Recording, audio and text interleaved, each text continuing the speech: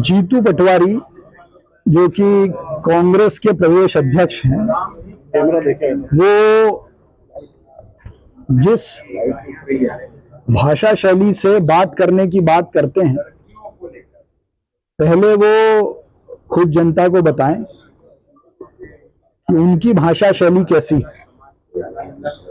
दूसरा, देश का सबसे स्वच्छ शहर, विकास में लगातार देश में अलग ढंग से आगे बढ़ने वाला शहर, ऐसे शहर की स्वच्छता के सर्वेक्षण के रिजल्ट आने के पहले बिना पढ़े, बिना अध्ययन किए और तथ्यहीन आधारों पर प्रदर्शन करके कांग्रेस ने शहर की छवि धूमिल करने का काम किया है और ये घोर निंदनीय है।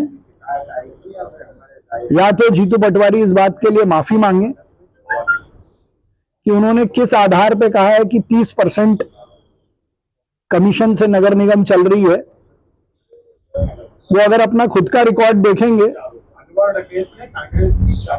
तो 2013 का चुनाव हो, फिर 18 का चुनाव हो और फिर 23 का चुनाव हो, 3 चुनावों में हर साल उनकी संपत्ति 30% से बढ़ी है।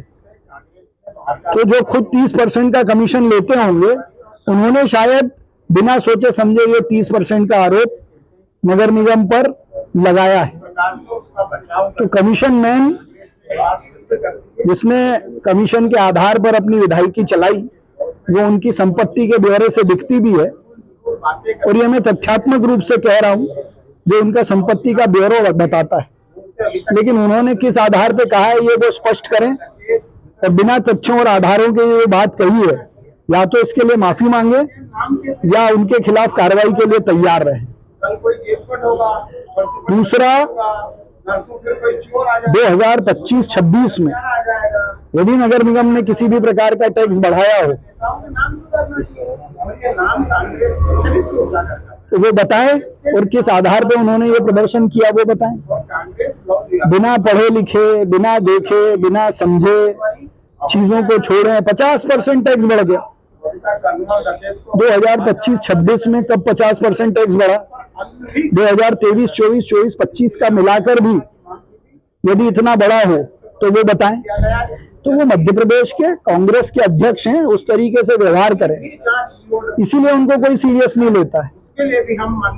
वो सीरियसनेस की बात करें तो घर से पढ़ के आए, और घर से पढ़ के आए तो सोच समझ के बात करें। और उनका ये प्रदर्शन कहीं ना कहीं राजनीति से परे इस शहर को नुकसान करने वाला है।